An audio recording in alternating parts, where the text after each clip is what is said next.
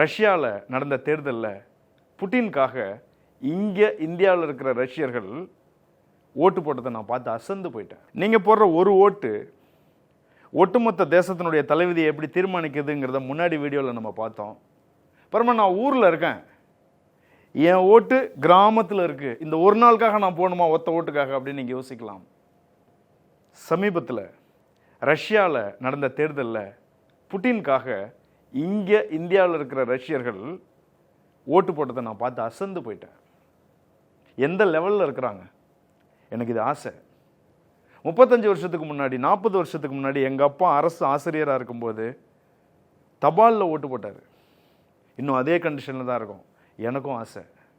மணக்குடியில், தமிழ்நாட்டில் மணக்குடியில் இருக்கிற ஒரு வாக்கு சாவடியினுடைய ஓட்டை கர்நாடகத்தில் வேலை பார்க்குற ஒரு சாஃப்ட்வேர் இன்ஜினியர் கோரமங்கலாலேருந்து கேஸ்ட் பண்ணணும் அப்படிங்கிறது என்னோட ஆசை. ஆனால் இது வரும், இந்தியா வளரும். ஆனால் அது வரைக்கும் நம்ம வெயிட் பண்ணிட்டு இருக்க முடியாது. ஏன்னா உங்களுடைய ஒத்த ஓட்டு வாக்கு வங்கி, வாக்கு சதவீதம் அப்படிங்கிற விஷயத்தால் இந்த நாட்டினுடைய தலைவிதியை தீர்மானிக்கும். எஸ், உங்கள் ஓட்டு ரொம்ப முக்கியம். அங்கேயே உட்காந்துருக்கக்கூடாது, பயணம் பண்ணுங்கள், ட்ராவல் பண்ணுங்கள், உங்கள் ஓட்டை போடுங்க, உங்கள் கடமையை நிறைவேற்றுங்க.